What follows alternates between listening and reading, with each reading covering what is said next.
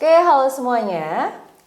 Selamat datang di kanal Video Aiduk. Saya Senia hari ini bertugas sebagai host untuk vlog perdana Aiduk yang akan membahas tentang beasiswa Australia Award Scholarship. Dan sekarang saya sudah ditemani dengan narasumber saya, yaitu salah satu AS Awardee, Kak Saladin, Muhammad Saladin Islami. Selamat datang Kak Saladin di vlog kami. Selamat datang teman-teman semua. Oke. Oke, sekarang kita akan mendengar langsung dari salah satu awardee ini bagaimana pengalaman pendaftarannya seperti apa, beasiswanya itu seperti apa saja yang akan kita dapatkan. Nah, langsung kita dengar ceritanya dengan Kak Saladin. Silahkan. Oke, jadi mungkin Senia sama mungkin teman-teman yang nonton juga supaya tahu. Jadi saya Saladin, saya dulu juga student di Aiduk, ambil kelas di tahun 2016. Okay. Nah, kebetulan saya menjadi awardee untuk Australia Awards itu di tahun 2017 untuk keberangkatan di tahun 2018. Okay. Jadi sebenarnya dari saya les, terus dari saya daftar sampai saya berangkat, terus sebenarnya waktunya cukup cepat juga ya. Maksudnya dari segala prosesnya. Nah, saya sendiri tuh kemarin ngambil master itu di Murdoch University Australia. Terus saya mengambil Master in Renewable and Sustainable Energy. Dan itu programnya saya 2 tahun dan itu merupakan master by coursework ya, seperti itu. Nah, secara garis besar dulu nih mungkin. Boleh. Jadi yang saya ikuti itu tahapnya pertama ada administrasi. Kalau saya waktu itu saya lolos seleksi administrasi, kemudian ikut wawancara dan IELTS. Nah, kalau itu lolos, saya jadi salah satu awardee. Namun, saya harus ikut PDT dulu dan juga ada IAP. Nanti mungkin saya bakal bahas lebih lanjut. Nah, setelah itu baru saya studi untuk masternya ya. Oke, jadi untuk teman-teman yang mungkin baru mendengar soal beasiswa AS, kurang lebih beasiswa AS itu adalah beasiswa dari pemerintah Australia yang diberikan untuk mahasiswa internasional di situ ya, dan salah satunya untuk mahasiswa yang berasal dari Indonesia. Nah, sekarang Kak, mari kita membicarakan tentang general requirement-nya sih. Apa saja, misalnya apakah S1, S2, S3, lalu misalnya targetnya itu untuk siapa sebenarnya, apakah semuanya bisa ikut atau mungkin hanya kelompok tertentu saja atau seperti apa? Sip. Nah, jadi betul ya, ini beasiswa yang dikasih dari pemerintah Australia. Nah, itu untuk salah satunya untuk yang di Indonesia. Nah, kemungkinan untuk tahun ini itu biasanya berubah. Jadi kuotanya bisa berubah. Waktu di angkatan saya itu sekitar 300 orang yang akan yang diterima. Okay. Tapi mungkin untuk tahun ini itu ada sedikit penurunan ya. Untuk jumlah pastinya mungkin sekitar 200 orang, kurang lebih seperti itu. Nah, sebenarnya ini adalah beasiswa ini itu untuk beasiswa untuk lanjut ke tingkat master atau ke tingkat doktoral. Jadi untuk misalnya teman-teman yang nanya kalau mau beasiswa S1 bisa nggak sih pakai beasiswa ini? Nggak bisa ya. Jadi mohon maaf ini hanya untuk teman-teman yang mau ngambil S2, itu S2 ataupun S3. Master maupun doktoral. Okay. Nah, untuk targetnya sendiri, jadi sebenarnya kalau untuk Australia Awards itu sebenarnya ada target, ada yang untuk target sama untuk yang non target. Nah, untuk yang target sendiri itu biasanya itu buat teman-teman yang di Indonesia Timur. Jadi itu misalnya seperti Maluku, Papua, tapi juga ada untuk Aceh. Nah, kemudian juga biasanya untuk partner-partner yang Embassy of Australia. Nah, selain itu juga biasanya untuk teman-teman yang bekerja di sektor pemerintahan. Seperti itu. Jadi, bisa di BUMN atau mungkin bisa sebagai pegawai negeri sipil. Seperti itu. Nah, tapi bukan berarti teman-teman yang misalnya dari private atau misalnya dari yang berwirausaha itu nggak bisa daftar. Teman-teman tetap bisa daftar, tapi itu masuknya ke dalam kategori yang non-targeted, seperti itu. Nah, untuk umurnya sendiri itu sebenarnya nggak pernah saya dengar ada batasan umur ya. Nah, cuman sebenarnya teman-teman bisa cek lebih lanjut di websitenya itu di Australia Awards Indonesia. Nah, itu ada lengkap detailsnya ya mengenai general requirement-nya, seperti itu. Oke teman-teman, untuk melihat general requirement-nya nanti bisa lihat langsung di websitenya yaitu Australia Award Indonesia. Nah, sekarang ketika kita berbicara tentang bidang studi nih Kak, pasti teman-teman bertanya-tanya biasanya soal LOA, karena ada beberapa beasiswa yang mengharuskan kita punya LOA dulu baru bisa apply beasiswa. Untuk Australia Award sendiri, apakah kita harus punya LOA dulu? Oke, nah jadi untuk Australia Awards itu enaknya adalah kita gak harus punya LA dulu. Malah sebenarnya nanti untuk kita mau masuk universitasnya itu nanti bakal dibantu oleh Australia Awards. Nah, mungkin saya sambil jelasin sedikit tentang priority of study-nya. Oke. Nah, yang penting itu nanti pas teman-teman daftar, jadi teman-teman udah tahu pilihan jurusannya dan pilihan universitasnya itu mau di mana. Nah, misalnya contoh saya pengennya ngambil di Murdoch University terus jurusannya Renewable and Sustainable Energy. Oke. Nah, itu juga harus dilihat itu adalah priority of study-nya. Jadi itu kan untuk Australia Awards sendiri itu kurang lebih ada 3 priority study in general seperti itu. Misalnya untuk pembangunan infrastructure dan development, kemudian juga untuk pembangunan manusia, sumber daya manusia, dan juga ada satu lagi ya kategorinya. Nah, nanti di situ juga kalau teman-teman perhatiin itu ada subkategorinya. Jadi kalau misalnya kayak untuk infrastructure atau development, itu contohnya ada yang berkaitan dengan climate change atau misalnya berkaitan dengan natural resource management seperti itu. Nah, kalau misalnya pembangunan manusia, misalnya itu ada di bidang education, kemudian nursing dan kawan-kawannya.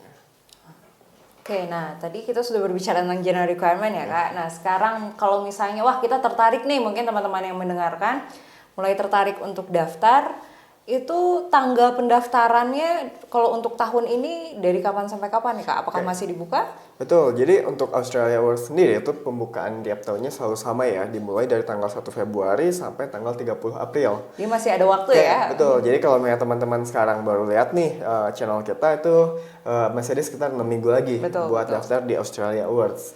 Nah, berikutnya mungkin yang penting juga itu kan sekarang berarti dalam proses administrasi. Betul. Nah, untuk proses administrasi itu teman-teman tuh bisa lihat di websitenya Australia Awards itu ada link pendaftaran, itu namanya Oasis. Nah, jadi kita melakukan pendaftaran formulir secara online di situ. Nah, selain Oasis itu juga ada dokumen yang harus diisi juga ya. Ada untuk Australia Awards Indonesia itu sendiri. Nah, itu juga ada linknya di situ. Jadi kalau teman-teman akses keduanya itu ada 2 bagian, Oasis sama satu formulir yang harus diisi lagi. Nah, yang penting juga itu ada beberapa dokumen yang mungkin harus teman-teman siapin dari sekarang. Karena mungkin waktunya masih lama nih, 6 minggu lagi ya, masih cukup kayak gitu. Tapi sebenarnya kita itu persiapannya itu harus dari jauh-jauh hari. Karena kan kalau yang namanya dokumen itu banyak yang harus disiapin. Nah, yang harus disiapin itu salah satu contohnya adalah akta kelahiran, kemudian juga transkrip. Misalnya kalau mau yang transkrip dan ijazah.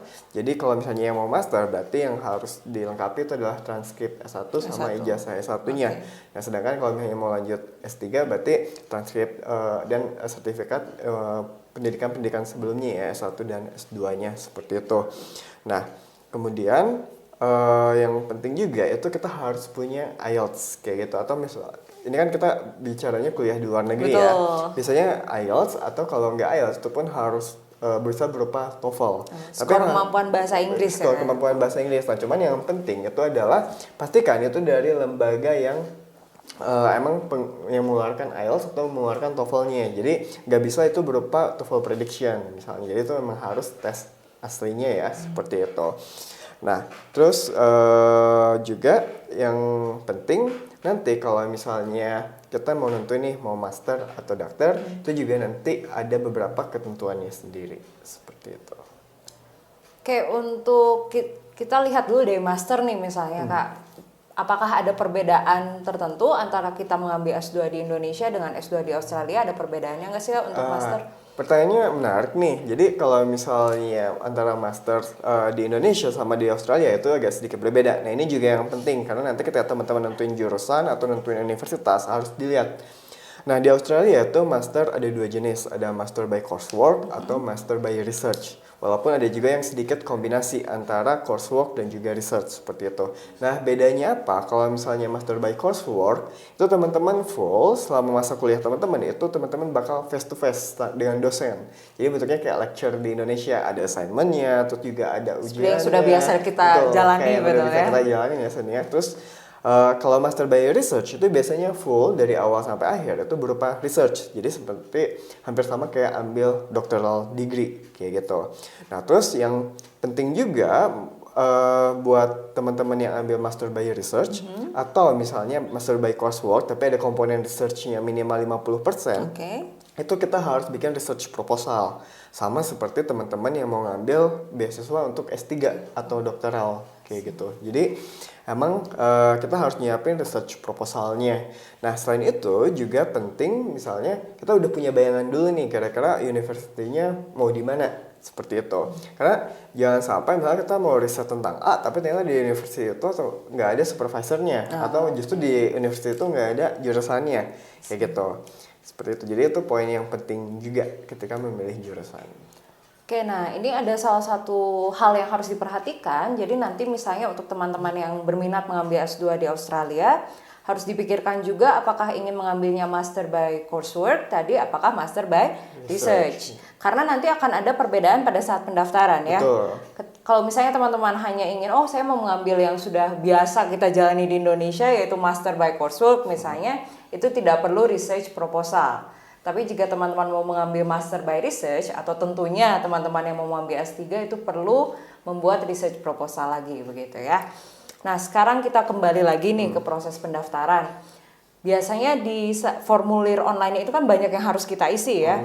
Salah satunya apa saja sih Kak? Misalnya selain mungkin pendidikan sebelumnya, apa saja biasanya yang ditanyakan di formulir online? Betul. Nah jadi di dalam formulir online ya kalau teman-teman daftar dan masuk ke dalam Oasis itu banyak hal yang harus diisi nih Sania. Jadi pertama misalnya itu ada pasti biodata diri kita. Betul. Gitu. Jadi riwayat pekerjaan, riwayat pendidikan itu pasti salah satunya. Nah juga kemampuan bahasa Inggris, jadi kan IELTS atau misalnya ada hal yang lainnya. Nah penting juga nih kan yang namanya itu tadi kalau ada syaratnya, jadi minimum requirements-nya itu untuk Australia Awards kalau misalnya berkaitan dengan IELTS itu untuk yang ngambil master itu kurang lebih sekitar 5,5. Sedangkan kalau untuk yang mau ngambil PhD itu sekitar 6. Sedangkan kalau misalnya kita mau daftarnya pakai TOEFL, kalau misalnya yang paper based test sebagai contoh, itu minimal untuk S2 itu 525, tapi kalau mau melanjutkan ke S3 itu minimal 550. Oke. Jadi untuk kemampuan bahasa Inggris kita tidak perlu punya dua-duanya, pilih salah satu aja. Betul, gitu, jadi antara cukup IELTS salah dan satu TOEFL. aja. Betul, jadi untuk seleksi administrasi di awal itu cukup salah satu aja. TOEFL atau IELTS. Oke. Nah, berikutnya selain itu nanti teman-teman juga bakal diminta biasanya untuk mengisi semacam esai singkat. Oke. Nah, esai Nah, ini tuh nih Kak betul. biasanya. Biasanya yang dibahas apa tuh esai? Nah, Kak? biasanya esai ini berkaitan sama diri kita pribadi sih sebenarnya. Jadi, misalnya program studi yang diambil apa dan alasannya kenapa sih kita ingin mengambil bidang studi itu. Terus yang kedua misalnya apa aja sih pengalaman kepemimpinan yang pernah kita alami seperti itu. Kemudian nanti apa sih rencana kita ke depannya setelah kita misalnya mendapatkan ilmu di Australia seperti itu. Jadi kurang lebih esainya ini sama seperti beasiswa-beasiswa Pada lainnya, umumnya ya, seperti betul. topiknya itu leadership, begitu ya, betul, future goals, begitu. seperti itu. Nah, yang penting juga berkaitan dengan ini itu adalah kelengkapan dokumennya ya yang tadi. Nah, kelengkapan dokumen ini itu tadi ada sertifikat, transkrip dan ijazah itu nggak harus dalam bentuk translationnya.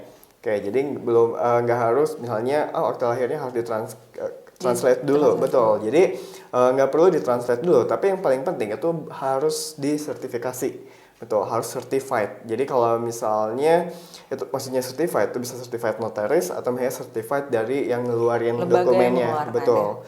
Nah, jadi nggak boleh cuman fotokopiannya aja, harus dilegalisir lah istilah bahasanya. legalisir ya, Betul, jadi harus dilegalisir. Cuman kalau untuk proses translate-nya itu nanti kalau misalnya kita udah lolos buat masuk ke universitas, nah itu baru kita translate. Harus terjemahan. Betul. Okay. Nah, terus mungkin yang nggak boleh lupa juga biasanya tuh untuk teman-teman S3 itu biasanya ada surat rekomendasi.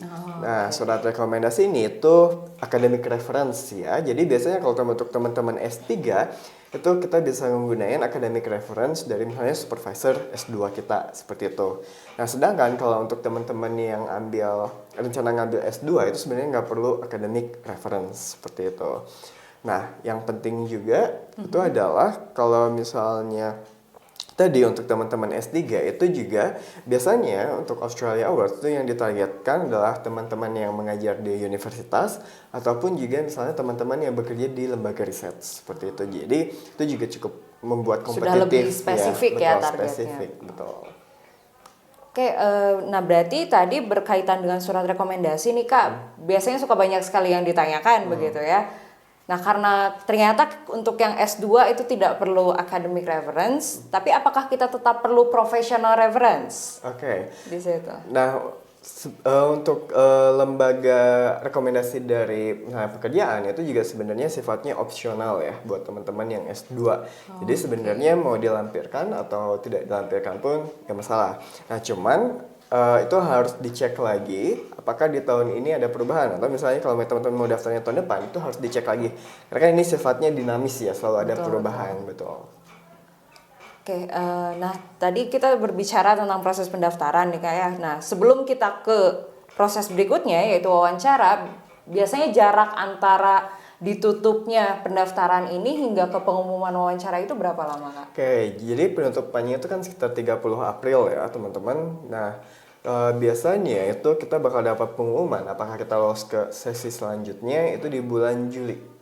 Oke, jadi mungkin bisa Juli pertengahan atau mungkin bisa Juli awal atau mungkin bisa juga Juli akhir, tergantung misalnya kesibukan di masa itu ya, ada apa aja seperti itu. Nah karena kakak kan nih diterima begitu kan Betul. ya. Apakah kakak tahu informasinya nggak sih kalau misalnya orang-orang yang mungkin sayangnya belum beruntung itu biasanya mendapatkan informasi ditolak atau enggak? Karena kadang-kadang kita kan suka bingung, duh pengen apply beasiswa nih misalnya yang selain ini, tapi kita belum tahu diterima enggaknya. Kalau AS sendiri sebenarnya memberitahukan informasi diterima ditolaknya tidak sih Kak? Oke, kalau AS itu pasti akan memberikan informasi apakah kita diterima itu ya. Nah, untuk ditolaknya saya sendiri belum tahu apakah misalnya dari sesi yang pertama itu misalnya kita ditolak nih. Tapi kalau misalnya kita misalnya wawancara dan GST lolos ke tahap itu dan kita misalnya belum berhasil untuk melanjutkan jadi awardee, nah itu biasanya kita bakal dapat terima surat misalnya penolakannya.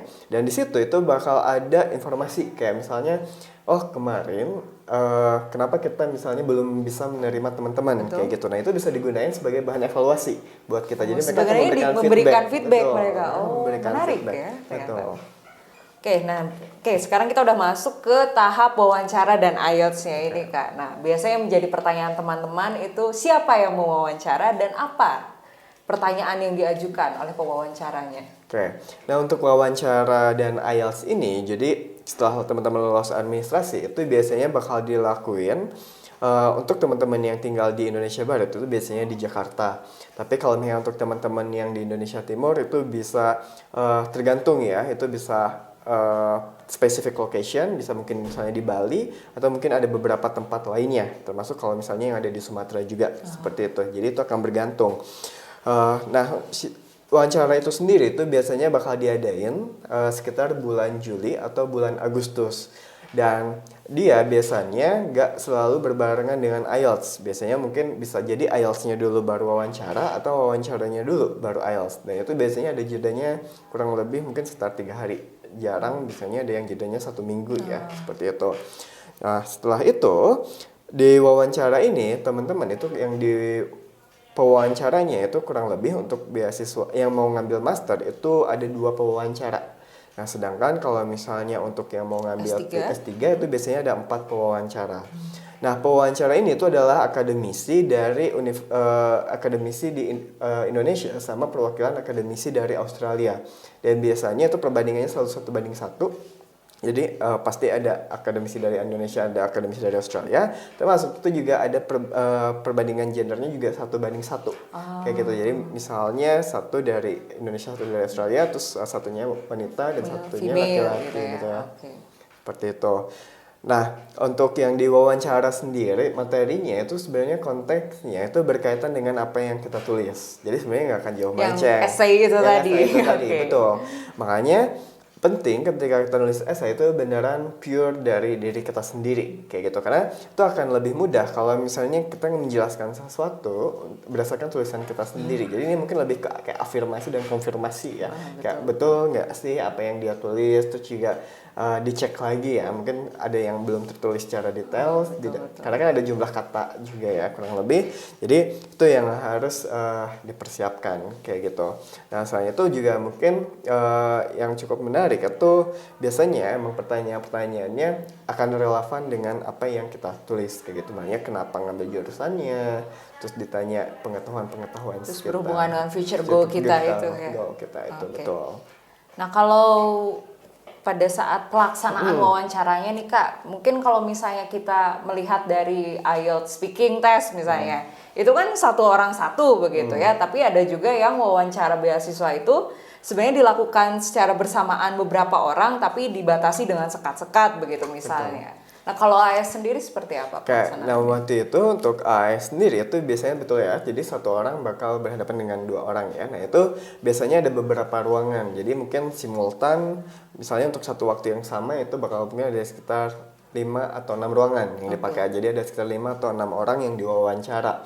Nah, waktunya sendiri itu durasinya sekitar 10 sampai 15 menit. Kalau misalnya untuk teman-teman dari yang ambil S2 ya. Nah, sedangkan untuk teman-teman yang ambil S3 itu waktunya akan lebih lama. Kurang lebih sekitar 2 kalinya ya. Kenapa? Karena teman-teman yang S3 itu juga harus presentasi tentang research proposalnya. Oh, jadi riset gitu. proposalnya itu dipresentasikan Betul, pada saat riset itu. proposalnya Oke. juga dipresentasikan. Termasuk juga teman-teman yang mengambil Master Master by Research ya. Oke. Betul. Jadi itu poin yang pentingnya juga. Kayak gitu. Nah ini kan wawancara ini bersamaan juga dengan proses tes IELTS lagi begitu kan ya. Nah karena meskipun katakanlah sudah melaksanakan wawancara dan IELTS kan belum tentu menjadi awardee begitu kan ya Kak.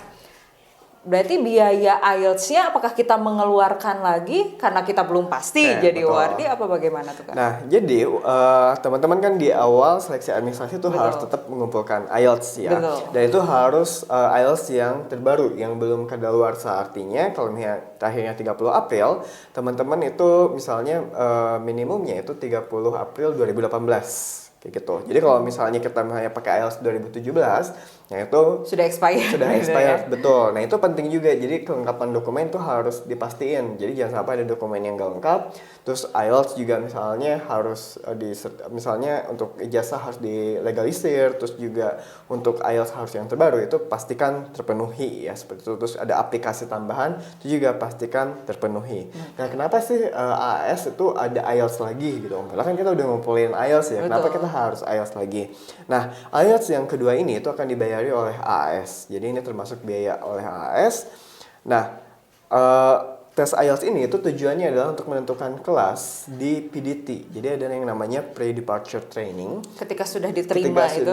Jadi kalau misalnya kita diterima lolos ini, kelas IELTS-nya itu akan menentukan kelas PDT-nya seperti itu. Durasi PDT-nya. Durasi PDT-nya. Biasanya betul. kisarannya berapa lama Kak? Oke, nah untuk durasi PDT-nya itu paling cepat waktu di angkatan saya itu sekitar 7 minggu, tapi ada juga yang 9 minggu sama ada yang sekitar 3 bulan. Bahkan ada yang 3 bulan. Betul. Nah itu kembali lagi ke nilai IELTS yang kita dapat pas wawancara sama tes IELTS ini ya. Nah biasanya kalau ini tergantung dengan requirement dari universitasnya juga. Jadi kalau misalnya kita kan Australia itu requirement-nya rata-rata itu minimal overall-nya 6,5 dengan tidak ada band di bawah 6. Nah kalau kita udah memenuhi itu berarti kita ikutnya yang kelas 7 minggu. 7 minggu. Sedangkan kalau misalnya ternyata rata-rata kita udah 6,5 nih, tapi ada band yang masih di bawah 6. Masih ada yang 5,5 Masih ada yang misalnya. 5,5 gitu. Nah itu teman-teman itu bakal ikut tes bakal ikut PDT yang 9 minggu. Yang lebih intensif Yang lebih gitu ya. intensif. Atau kalau misalnya ternyata emang masih rata-rata di bawah 6,5 itu dia akan lebih intensif lagi seperti itu. Dan itu nanti kalau misalnya kita udah PDT dan IELTS-nya masih belum memenuhi, itu kita bakal dikasih kesempatan untuk ikut tes 1 kali lagi setelah PDT itu. Nah kalau misalnya ternyata hasil tesnya langsung memenuhi, alhamdulillah gitu ya. Tapi kalau misalnya tapi kalau misalnya belum memenuhi lagi setelah setelah PDT itu, kita bisa bayar sendiri untuk tes laginya seperti itu. Pokoknya kalau tes sudah di luar itu masih belum juga, ya mohon maaf tanggung sendiri betul, gitu. seperti itu. Nah, tadi kan Kakak sempat menyebutkan bahwa salah satu pertimbangannya dilihat dari requirement dari universitasnya. Berarti proses kita karena sebelumnya kita tidak perlu LOA pada saat pendaftaran, jadi apply universitasnya itu pada saat masa PDT. PDT, Nah, oke. jadi PDT itu sendiri itu berupa pelatihan bahasa Inggris ya, salah satunya terutama untuk academic writing. Nah, jadi buat teman-teman yang misalnya IELTS-nya udah bagus, itu berarti 7 minggu, itu kita bakal fokus ke academic writing, bisa berupa presentasi, terus juga nanti gimana menulis, terus juga gimana kita misalnya bikin PowerPoint dan kawan-kawannya. Itu akan bergantung ya dengan kebutuhan. Nah, selain itu, kalau misalnya teman-teman yang dapat 9 minggu atau misalnya sampai 3 bulan, itu biasanya ada latihan IELTS juga. Misalnya listening, reading, kemudian speaking sama writing-nya, seperti itu. Jadi, itu juga yang bakal dilakuin.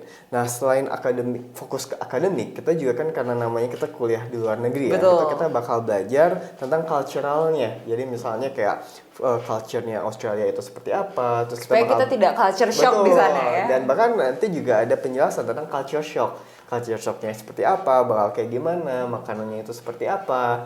Terus selain itu juga nanti di dalam PDT ini itu juga kita bakal mempersiapkan diri. Maksudnya mempersiapkan diri itu apa? Yaitu mempersiapkan diri kita mau apply di universitas apa. Kayak gitu. Nah, jadi pas masa pendaftaran itu kan kita biasanya diminta 2 pilihan. Betul. Pilihan pertamanya apa, pilihan keduanya apa. Nah, nanti pas masa PDT kita bakal ditanya lagi, pilihan pertamanya apa, terus pilihan keduanya apa. Nah, di situ baru kita daftar ke universitasnya. Nah, yang daftarin itu adalah dari tim Australia Awards Indonesia. Bukan kita sendiri. Bukan kita sendiri, betul. Jadi dokumen yang tadi udah kita kumpulin, Betul. kalau kita udah diterima, nah misalnya kita itu kan Juli Agustus nih, Betul. kita wawancara dan IELTS-nya. Nah, setelah wawancara dan IELTS-nya lolos, itu biasanya di bulan di bulan September awal itu pengumuman. Nah, setelah pengumuman itu baru kita September akhir sampai mungkin tergantung berapa lamanya, itu baru kita PDT-nya. Nah, nanti pas mungkin di sekitar bulan Oktober, jadi AS juga bakal mengundang universitas dari Australianya untuk datang. Nah, biasanya pelatihannya tuh ada 2. Kalau nggak di IALF yang di Jakarta, itu yang ada di Kuningan, itu di IALF yang di Bali. Jadi tergantung, kalau teman-teman Indonesia Barat, itu kita bakal PDT-nya di IALF yang Jakarta, sedangkan kalau teman-teman dari Indonesia Timur, biasanya di IALF Bali. Nah, selama PDT ini, itu kita bakal dapat uang saku. Kayak gitu. Jadi kalau misalnya buat nambah-nambah akomodasi kayak gitu atau buat nambah-nambah uang makan. Nah, kalau selain itu juga kalau misalnya teman-teman misalnya dari Aceh nih harus PDT di Jakarta. Nah, itu uang transportnya bakal di-reimburse juga, betul, sama Australia Awards seperti itu. Nah, kembali lagi nih. Jadi kita kan daftarnya di mana nih? Nah, kita daftarnya sama PDT itu. Nanti teman-teman Australia Awards yang bakal ngumpulin dokumennya dan itu pastiin kita udah translate. Jadi kalau misalnya ada birth certificate itu pastinya udah ditranslate oleh sworn translator ya. Jadi ya, translator penerjemah yang udah tersumpah seperti itu. Nah, nanti tim AS yang bakal ngontak ke universitinya. Nah, kita nanti bakal nunggu. Bakal nunggu apakah sekolahnya nerima atau enggak, kayak gitu. Nah, kurang lebih kita setelah disubmit kurang lebih sekitar 4-5 minggu itu kita dapat pengumuman. Oh, kita udah diterima nih. Misalnya di universitasnya. Nah, nanti kalau misalnya kita udah diterima di universitasnya, tim AS itu bakal ngasih kontraknya ke kita. Bakal mulai bikin kontraknya. Kayak apa aja yang kita dapat, tuitionnya apa, seperti itu. Nah, sedangkan kalau misalnya teman-teman yang masih harus mengikuti IELTS lagi, itu biasanya nanti bakal dapat sifatnya yang conditional letter. Kayak gitu. Jadi kita belum dapat yang fullnya Bukan ya. yang unconditional. Belum yang unconditional ya. Oke. Nah, jadi kita buat teman-teman yang masih harus ikut IELTS itu nanti kita harus ngelengkapin IELTS-nya.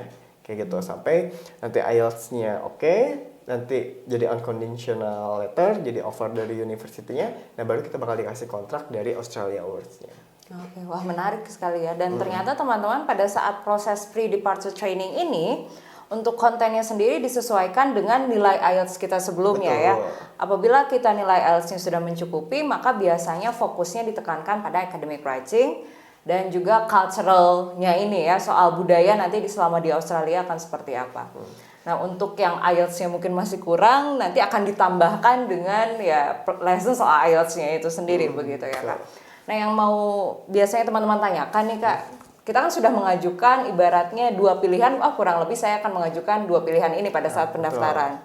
Kalau misalnya kita berubah pikiran tapi masih satu bidang begitu, jurusannya masih sama, Tapi universitasnya berubah, itu masalah nggak? Oke, ya sebenarnya nggak apa-apa. Jadi kalau misalnya ternyata di pilihan pertama dan kedua pas kita seleksi administrasi yang pertama kali itu Universitas A dan B, terus tiba-tiba pas setelah universitasnya Betul, datang berubah jadi C pikiran dan D, begitu. itu nggak apa-apa, betul. Karena yang dia akan diambil itu adalah setelah nanti universitasnya datang. Jadi nanti tim AS-nya bakal nanyain lagi ke kita, pilihan satunya apa, pilihan duanya apa. Nah kita bakal didaftarin dulu di pilihan pertama. Kayak gitu. Nah, nanti kalau misalnya pilihan pertama nggak lolos, itu kita bakal dikasih pilihan kedua. Kayak gitu. Nah, biasanya itu teman-teman banyak yang langsung diterima di pilihan yang pertama ya, seperti itu. Jarang yang di pilihan yang keduanya. Nah, yang menarik juga waktu PDT ini, itu kita bakal dibagi kelasnya, itu selain berdasarkan IELTS, itu bakal dibagi berdasarkan bidang. Jadi kalau misalnya kita sama-sama bidangnya natural science, itu kita bakal ketemu lagi sama teman-teman yang di natural science. Anak IPA mana IPA lagi begitu betul. ya. Teman-teman yang di bidang sosial atau ekonomi itu nanti bakal satu kelasnya sama teman yang di bidang yang sama seperti itu. Jadi kita bisa memperluas khazanah kita sendiri. Dan juga untuk networking Dan gitu juga ya. untuk networking, betul. Nah berarti pre-departure trainingnya ini kurang lebih ya tadi 7 minggu sampai dengan proses kita diterima atau tidaknya. Lalu nah sebelum berangkat nih Kak, berarti kurang lebih semester awalnya itu bulan apa Kak? Dimulai perkuliahan? Untuk di Australia itu perkuliahannya itu akan dimulai bulan Januari. Jadi kalau misalnya kita udah lolos nih si PDT dan kawan-kawannya, biasanya itu bulan Oktober atau November, nah itu kita tinggal persiapan. Nah di PDT ini juga kita bakal nyiapin visa. Kayak gitu. Jadi tim AS bakal ngebantuin kita untuk bikin visa, termasuk juga untuk medical check up-nya. Kayak gitu. Jadi kita literally selama 1 bulan sisanya itu kita nunggu apakah visa kita di-approve atau enggak. Karena yang penting juga dari medical check up itu kita harus bebas dari TBC ya. Seperti itu. Jadi mungkin misalnya ada kondisi juga, misalnya kita udah jadi awardee nih, kita udah ikut PDT, dan PDT ini kan sifatnya wajib ya, jadi kalau misalnya dia kerja kita harus cuti kayak gitu, atau kalau enggak misalnya yang private karena nggak bisa cuti misalnya harus resign misalnya seperti itu. Nah PDT tadi nah ada juga kasus udah ikut PDT tapi ternyata nggak bisa berangkat karena ternyata medical check up-nya itu nggak membuat dia bisa mendapatkan visa seperti itu. Bahkan dia tidak menunjukkan dia orang yang sehat begitu ya. Betul, untuk melanjutkan studi di luar negeri. Oke, nah Kak, berarti tadi pre-departure trainingnya itu kan 7 minggu atau juga bisa misalnya paling lama bahkan bisa 3 bulan begitu ya, tergantung tadi prosesnya. Berarti kita mulai perkuliahan di Australianya itu kurang lebih bulan apa Kak? Nah kita itu untuk perkuliahan di Australianya itu dimulai di bulan Januari seperti itu. Nah tapi kita juga bisa di-defer itu paling telat itu 1 semester setelahnya. Jadi kita masuk ke semester keduanya. Itu kemungkinan di bulan Juni atau di bulan Juli. Nah, yang cukup penting juga itu juga tergantung karena kan sebenarnya dari PDT itu kita juga ngurusin visa ya, kayak gitu. Nah, apakah visa kita itu juga bisa langsung diterima atau enggak? Karena ada beberapa kasus, misalnya kita punya kasus medical yang cukup ekstrim. Karena kan biasanya kita di medical check up dulu ya selama masa PDT. Nah, nanti terutama misalnya kalau misalnya kita punya kasus tuberculosis, nah itu kan bisa menghambat visa kita. Nah itu bisa di-defer itu maksimum itu 2 tahun. Misalnya kalau kita punya berkaitan dengan penyakit seperti itu. Jadi kita coba pemulihan dulu, terus baru kita baru kita coba lagi untuk dapetin visanya. Nah cuman kalau misalnya setelah 2 tahun itu, nah itu bisa jadi beasiswanya itu di drop kayak gitu. Jadi lebih dari 2 tahun. Betul. Jadi walaupun kita misalnya awardee, tapi kalau misalnya ternyata kita belum bisa mendapatkan visa, nah itu mohon maaf mau nggak mau kita kesempatan untuk jadi awardee-nya bisa dicopot ya seperti itu. Nah terus berikutnya yang cukup penting juga itu adalah buat teman-teman yang IELTS-nya misalnya kan ada yang IELTS-nya cukup lama kayak gitu. Nah itu bisa jadi untuk PDT-nya itu PDT-nya untuk mulai masuk kuliahnya itu akan di semester berikutnya. Jadi tidak di bulan Januari tapi di bulan Juli. Karena proses PDT-nya lebih lama itu tadi dari yang biasanya hanya 7 minggu. 7 minggu, betul. Oke, nah untuk perkuliahan apakah langsung mulai kuliah? Apa ada proses lainnya sebelum masuk ke perkuliahannya? Oke, nah perkuliahannya itu kan sebenarnya baru dimulai untuk di bulan Februari ya. Tapi kita udah berangkat Januari, kenapa? Karena itu biasanya kita akan ikut yang namanya IAP. Nah IAP ini, Introductory Academic Program, itu sifatnya juga wajib buat seluruh awardee AAS. Nah penyelenggara untuk IAP itu biasanya dari kampusnya. Jadi kampusnya bakal nyelenggarain training yang durasinya bisa sekitar 4 sampai 6 minggu. Oke. Nah ini juga sama, kita bakal belajar lagi academic writing, terus juga kita bakal berkunjung ke library-nya, kita bakal nyoba akses dan kawan-kawannya. Seperti masa orientasi begitu Betul, ya kurang seperti lebih. masa orientasi tapi untuk teman-teman Australia Awards. Nah ini juga yang menarik itu kita bakal gabung dengan teman-teman Australia Awards dari negara lain. Jadi bukan cuma yang dari Indonesia aja. Jadi kalau PDT kan khusus buat yang Betul, teman-teman di betul. Indonesia aja. Tapi kalau untuk IAP ini itu juga bakal bergabung dengan teman-teman dari negara lain, penerima AS dari negara lain. Berarti Seperti bisa itu. menjadi kesempatan kita untuk networking juga pada saat itu. Betul, dari teman-teman dari negara lain ya pada saat IAP ini. Oke. Oke Kak, tadi kita sudah berbicara tentang 4 tahapan untuk menjadi awardee AS ini. Nah, sekarang kita berbicara tentang beasiswa itu sendiri. Apa saja sih yang kita dapatkan? Apakah AS ini fully funded, jadi semuanya ditanggung, atau mungkin hanya partial saja, mungkin tuition fee-nya saja, atau seperti apa? Oke, nah beasiswa AS ini adalah beasiswa fully funded ya, dan dia termasuk salah satu beasiswa yang generous juga. Jadi sebelum berangkat itu kita bakal dapat tadi PDT, jadi kita bakal dapat stipend juga selama PDT itu, terus juga untuk biaya visa, biaya medical check up, kemudian biaya asuransi nanti kita di Australia, itu juga bakal ditanggung oleh Australia Awards, seperti itu. Nah, selain itu, kalau misalnya teman-teman misalnya setelah PDT harus ikut IELTS lagi, nah itu juga bakal ditanggung oleh AAS. Kayak gitu. Tapi itu maksimum sekali ya penanggungannya. Jadi kalau misalnya kita harus berkali-kali, itu berarti yang Mohon maaf, berikutnya bayar sendiri. harus bayar Gitu. sendiri, betul. Nah, selama di Australia apa aja yang kita dapat? Jadi biaya pesawat pulang pergi ya, pasti pada saat awal sama akhir kepulangan. Nah, selain itu biaya perkuliahan itu semuanya fully funded. Terus kita juga di awal tuh bakal dikasih kurang lebih sekitar 5.000 Australia dollar. Jadi kayak buat biaya entitlement awal ya. Jadi kan untuk pertama kali harus adaptasi, mungkin harus bayar bond untuk akomodasi dan kawan-kawannya. Jadi itu kita bakal dapat 5.000 di awal, dan nanti kita bakal dapat stipend yang bakal dibayar 2 minggu sekali. Nah itu kurang lebih kisarannya itu sekitar 2.500 per bulan gambarannya ya. Walaupun itu bisa kasarnya seperti itu. Nah, selain living cost, kita juga selama di Australia itu kita bakal dapat ikut IAP-nya itu tadi, itu juga bagian dari AAS. Kemudian kadang juga suka ada seminar-seminar yang diselenggarakan oleh Australia Awards ya. Nah, itu juga menjadi bagian dari diri kita. Kadang kita juga dapat amenities kayak misalnya kaos, terus juga ada tas, ada merchandise lain seperti itu. Itu juga bagian dari keuntungannya.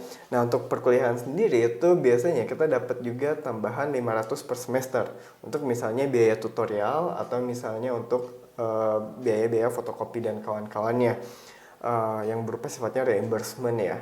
Nah, selain itu, kalau misalnya untuk teman-teman yang ngambil by research atau misalnya teman-teman PhD itu bakal dapat field work. Nah, bakal dapat biaya field work. Terus juga kalau misalnya teman-teman kesananya sebagai single, misalnya nggak membawa pasangan atau misalnya emang single karena jomblo Atau itu tidak juga membawa keluarga begitu tidak ya. membawa keluarga, itu kita bakal dapat tiap tahunnya itu untuk pulang pergi kembali ke tanah air seperti itu. Jadi sebelum perkuliahan selesai, Berarti begitu? betul. Jadi misalnya kita mulainya di Januari, berarti biasanya di sekitar November atau Desember kita bisa pulang, terus nanti kembali lagi Jadi di bisa bulan pulang dulu betul. begitu ya? Dan nanti kita bakal dapat dari Australia Awards-nya. Nah itu tapi cuma berlaku kalau misalnya kita nggak membawa partner. Nah mungkin kan sering ada juga ya yang nanya kalau misalnya bawa partner gimana? Bawa keluarga Atau bagaimana? bawa keluarga gimana? Nah sayangnya AIS tuh nggak mengcover ya. Jadi untuk yang bawa keluarga itu nggak ada perbedaan antara yang single atau yang bawa keluarga. Tetap dapatnya kurang lebih living allowance-nya itu sekitar 2.500 per bulan. Nah selain itu juga untuk biaya asuransinya itu hal yang nanggung adalah diri kita sendiri seperti itu. Termasuk untuk biaya visanya juga yang nanggung itu adalah diri kita sendiri. Jadi ya. untuk yang sudah berkeluarga atau mau nanti membawa pasangan, mau tidak mau harus sisanya itu harus ditanggung sendiri. Betul, begitu ya. seperti itu. Nah, cuman kalau misalnya kan terkadang kalau misalnya untuk keluarga, oh bisa cukup nggak sih kayak gitu ya. Nah, sebenarnya mungkin bisa cukup. Dan selain itu kalau misalnya membawa pasangan, itu pasangannya itu mungkin bisa ngelakuin part-time work ya, Oh, misalnya jadi untuk berarti dependen. boleh part-time Betul. work? Bahkan sebenarnya untuk diri kita sendiri sebagai student, kita entitled untuk part-time work ya, itu maksimum kurang lebih 20 jam per minggunya, seperti itu. Jadi 80 hours per satu Ya, semester. karena ada beberapa Per bulan. beasiswa yang tidak memperbolehkan Betul. kita untuk melakukan part-time work begitu ya, Betul. untuk fokus saja dengan studi. Tapi kalau AS sendiri itu boleh Itu berarti boleh, ya? betul. Jadi nggak masalah kalau misalnya teman-teman dapat beasiswa AS terus mau itu ya part-time job. Oke, tadi kita sudah membicarakan apa saja yang ditanggung begitu ya. Nah, untuk pengalaman Kak Saladin sendiri nih, biaya yang di luar ditanggung AS itu biasanya biaya seperti apa sih? Atau selama waktu dulu di Australia ya sesuai dengan apa yang diberikan beasiswa? Atau ada biaya di luar itu? Sejauh ini sih itu sesuai dengan apa yang diberikan beasiswa ya. Maksudnya nggak pernah ada pengeluaran yang tak terduga yang tiba-tiba kita harus ngeluarin biaya sendiri. Jadi emang itu semua ditanggung AS. Nah cuman untuk teman-teman yang ngambil master by coursework itu kita nggak dapat uang ini ya untuk kayak fieldwork tadi atau hanya uang untuk conference. Karena itu biasanya untuk teman-teman yang ngambil by research ya atau yang ngambil PhD seperti itu. Oke, sejauh ini sudah sangat komprehensif sekali penjelasannya, luar biasa sekali. Nah, paling salah satu pertanyaan yang belum sempat terjawab tadi di awal nih ya Kak, yang baru aku ingat sempat ditanyakan oleh teman-teman di sosial media. Tadi kita selalu membahas soal mungkin yang latar belakangnya ini sudah bekerja. Betul. Apakah AS sendiri hanya bisa diperuntukkan untuk orang-orang yang sudah punya pengalaman kerja atau sebenarnya fresh graduate pun ada kemungkinan untuk diterima? Betul, kalau sebenarnya kalau untuk kita bicara kemungkinan itu sebenarnya untuk teman-teman yang baru fresh graduate itu juga bisa daftar beasiswa AS ya, jadi sebenarnya nggak masalah. Nah selain itu kalau misalnya saya belum dapat ijazahnya nih, belum keluar, padahal kan harus daftar secepat mungkin. Nah itu teman-teman bisa daftar pakai transkrip dan juga surat keterangan kalau misalnya teman-teman akan lulusnya kurang lebih kapan, seperti itu. Nanti kan bisa dilengkapi sebelum mendaftar S2-nya. Nah cuman kalau kita bicara probability-nya, nah itu mungkin nggak akan sebesar kalau misalnya teman-teman udah punya pengalaman kayak gitu. Karena biasanya semakin banyak kita punya pengalaman itu akan semakin besar peluangnya kayak gitu. Komponen penilaian kita jadi bertambah Komponen begitu ya. penilaiannya betul jadi bertambah karena kan kita punya experience pekerjaan, pengalaman organisasi dan kawan-kawannya. Oke, tadi kita sudah membahas banyak sekali ya teman-teman, mulai dari alur pendaftaran, lalu alur wawancara dan IELTS, lalu alur ke pre-departure training, lalu kurang lebih gambaran sebelum perkuliahan seperti apa, beasiswa yang akan kita dapatkan berupa apa saja. Nah, untuk terakhir nih Kak, sebagai penutup, apa sih yang ingin Kakak sampaikan untuk tipsnya bagi teman-teman yang mungkin setelah melihat video ini, oh saya jadi tertarik nih, apa sih tips and trick terakhir yang mau Kakak sampaikan? Oke, terutama sekarang lagi masa-masa dokumen ya, pelengkapan dokumen. Jadi selama 6 minggu sisa ini, coba teman-teman mulai dari sekarang, coba masuk ke dalam websitenya Oasis, lengkapi yang bisa dilengkapi dulu. Misalnya, saya belum punya IELTS, berarti coba lengkapi yang lainnya, biodata diri, riwayat pekerjaan, riwayat lain-lainnya. Nah, nanti sambil jalan, itu kita coba sambil misalnya latihan buat ikut tes IELTS dan kawan-kawannya. Nah, selain itu juga yang harus dipersiapkan itu adalah dari sekarang itu adalah dokumennya, karena kan biasanya yang namanya legalisir itu butuh waktu yang nggak sedikit ya. Betul. Jadi semakin cepat kita mempersiapkan itu juga semakin baik. Nah terutama jangan terlalu mepet di hari-hari deadline tanggal 30 April. Kenapa? Karena itu kan pasti takutnya banyak orang yang berpikiran sama. Akhirnya sistemnya jadi crash, overload, akhirnya takutnya kita malah nggak masuk aplikasinya kayak gitu. Jadi lebih baik dimulai dari sekarang. Nah termasuk ketika kita misalnya ngisi esai dan kawan-kawannya, pastikan selalu cek grammarnya atau juga kontennya. Tapi pastikan kontennya itu emang pure dari diri kita sendiri kayak gitu. Jadi teman-teman mungkin boleh berkaca misalnya dari tahun-tahun sebelumnya, kan kadang ada yang suka sharing juga ya, seperti apa. Betul. Tapi sebenarnya itu kembali lagi ke diri kita sendiri. Kenapa? Karena itu nanti bakal dikonfirmasi ulang ketika wawancara seperti itu. Jadi dan pastikan teman-teman punya salinannya ya. Jadi kalau teman-teman mau mempelajari itu teman-teman bisa pelajari lagi sebelum jadi masih ingat wawancara. apa yang ditulis deh saya ya. Betul. Oke teman-teman, itu tadi pembahasan soal Australia Award Scholarship. Mudah-mudahan sudah cukup menjawab pertanyaan teman-teman selama ini, dan bagi yang masih mungkin bingung bisa bertanya ke sosial media kita di situ ya, ke Instagram, bisa ke kolom komentar, atau bisa ke direct message juga. Dan tadi kita sudah menyebutkan soal pentingnya memiliki nilai IELTS betul. sebagai salah satu kelengkapan dokumen. Nah, bagi teman-teman khususnya yang ada di Kota Bandung, bisa langsung datang juga ke iDook karena kita di sini punya preparation class-nya. Betul. Di situ. Nah, di sini preparation class-nya ini mencakup semua aspek yang nanti akan diujikan seperti listening, writing, speaking, dan reading. Dan bahkan nih, kalau misalnya teman-teman merasa masih kurang, saya writingnya masih kurang, butuh misalnya feedback yang lebih menyeluruh dari tutornya. Nah, itu tepat banget karena kita di sini di iDook, sistem penilaiannya adalah kita langsung one by one. Jadi teman-teman bisa langsung tahu kurangnya apakah masih di grammar, masih di vocab, atau di mana. Di situ. Jadi langsung datang ke Jalan Batik Kumeli nomor 7 Bandung dan langsung bertanya ke staf kami. Kelas-kelasnya di sini selain ada IELTS, ada TOEFL dan lain sebagainya, bisa langsung tanya saja atau langsung tanya lewat direct message dulu, tidak apa-apa. Oke, sekian dari kami. Terima kasih banyak karena telah menyaksikan. Jangan lupa untuk subscribe and turn on the notification karena selanjutnya kanal video ini akan menyajikan lebih banyak video dengan topik yang beragam. Oke, goodbye. Terima kasih.